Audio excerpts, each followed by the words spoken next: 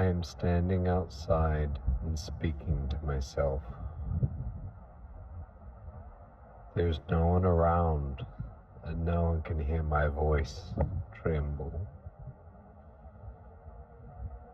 But you can hear me. You can hear how my throat quivers, how my tongue smacks against the back of my teeth and rolls retrograde to my vellum as I say the word tongue. The vibrations of my vocal cords agitate the air pushed out by my lungs that seconds ago took it in voraciously. The sounds that my body issues forth, here, now, are weaving their way into your ears.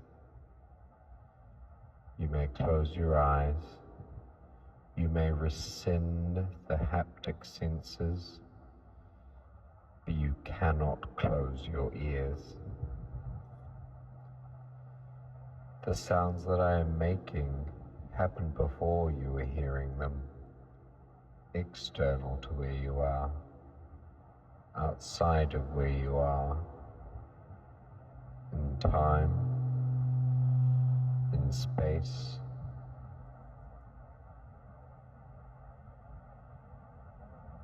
My body is not before you.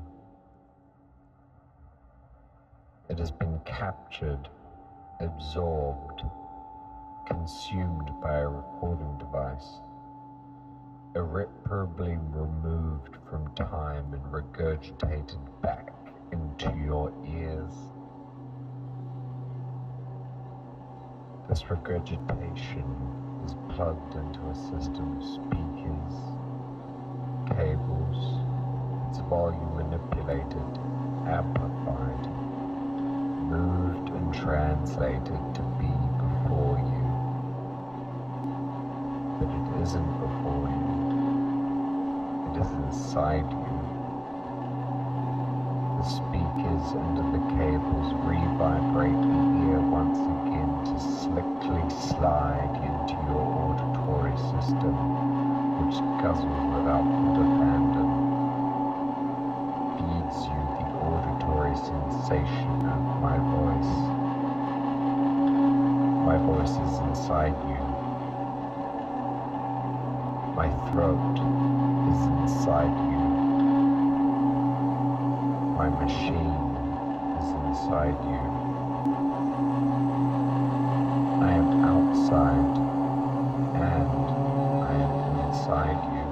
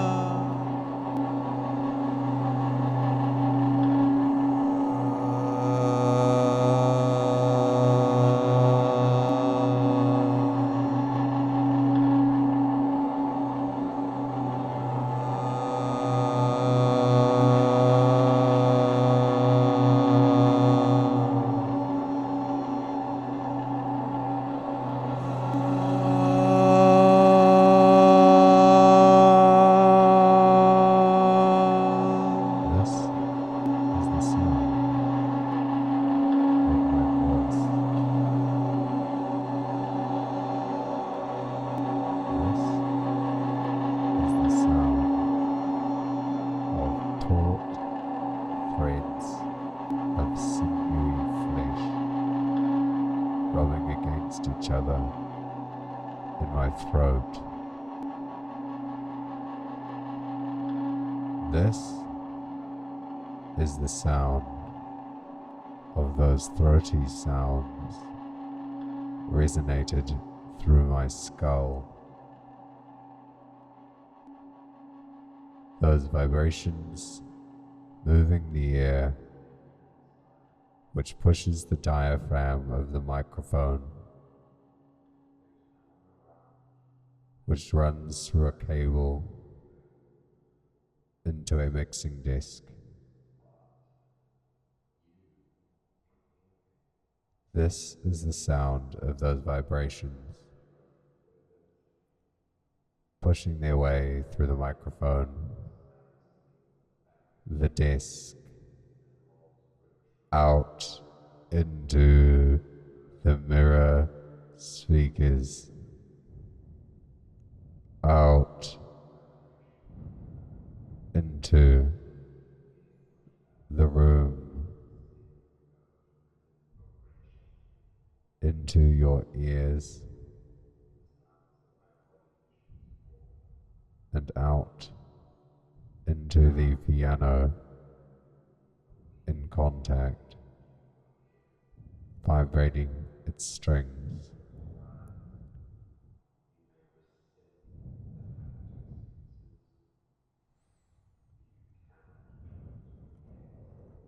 The microphone is turned off. This is the sound of a recording. When did I record it? Where was I? Where was my throat?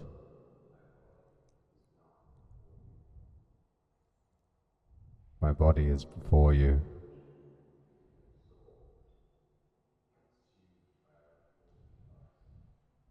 But the microphone is turned off.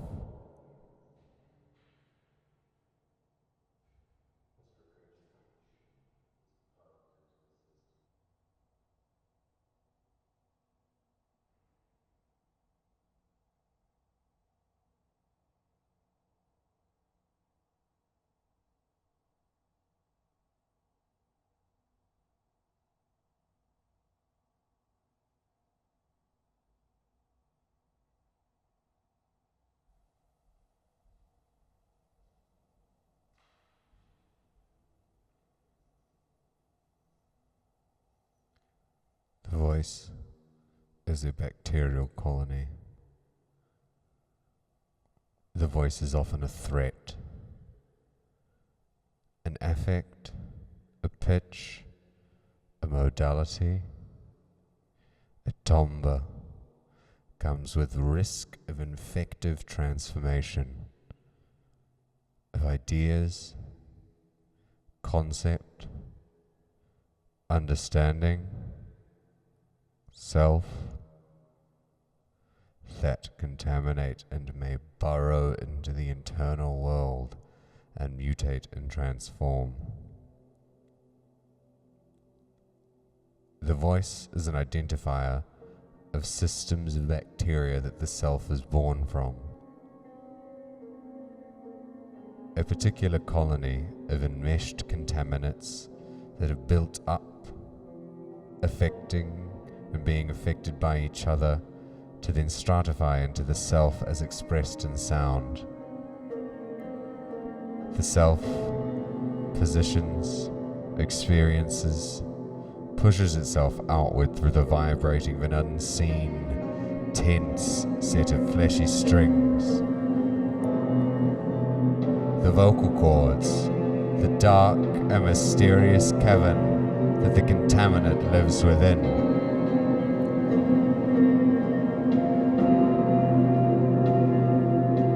The ear, a site of great abject anxiety, one of the body's orifices, a gaping opening allowing the pollutants of the external worlds into the sacred internal body. The ear is different than the mouth or the eyes or the asshole. The ear swallows pollutants that we cannot see or touch. It senses and accumulates an external contaminant that is so completely intangible to the other senses. You may close your ears or your mouth, but you can never close your ears. You are always subject to contaminating sounds, to the microbes of meaning. You are helpless to being enmeshed within the bacterial grid of the voices of others. Therefore, the voice of others must always be policed in its perception, lest our helplessness to the sound of others contaminate us completely, lest we become infected.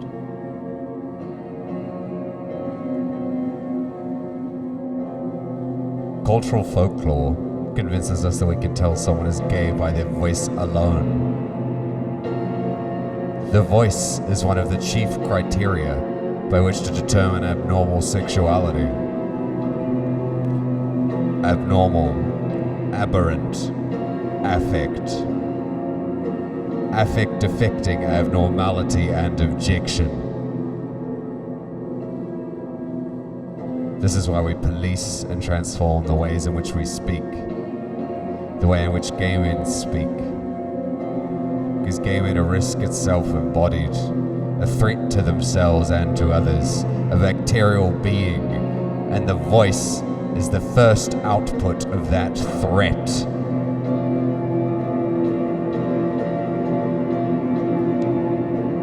Will my voice contaminate you like it's contaminating this piano? If I speak too long and enunciate too hard, can you identify me?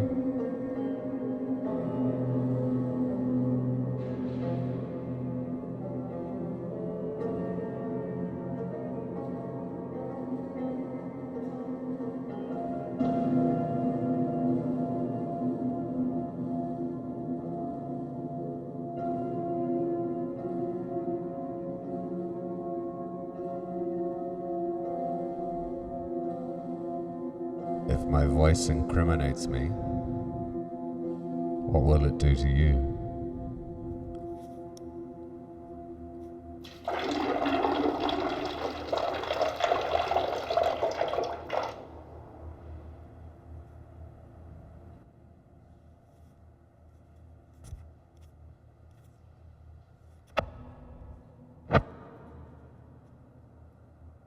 I am sitting in a bathroom with my leather pants and jockstrap around my ankles. My cock is exposed, as is my throat that speaks right now. Bart has said that the throat listens, and I wonder if my cock does too. I'm looking down at a wound on my palm. A sliver of skin sliced sideways. It weeps white blood cells, the body's effluent signal that it is working. A slight crust, vaguely yellow around its edges, reminds me of urine. The wound that shows an outward sign of the internal body system connects into the urinary system, connects into the bathroom waste system, connects into the sibilant speaking system, sliver of skin sliced sideways singing into a miction. That was the sound of my voice.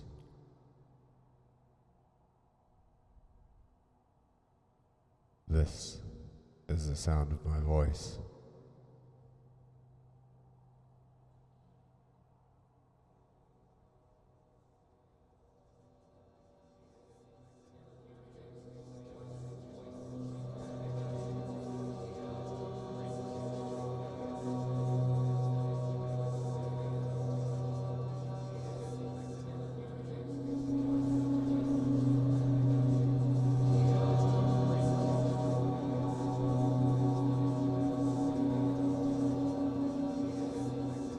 sitting at my piano and I just recorded a piece for you to listen to. I'm sure you can see the object out of the corner of your eye. Think of my fingers pressing the keys, of my foot holding down the pedal, of my hunched shoulders rolling forward into the wood.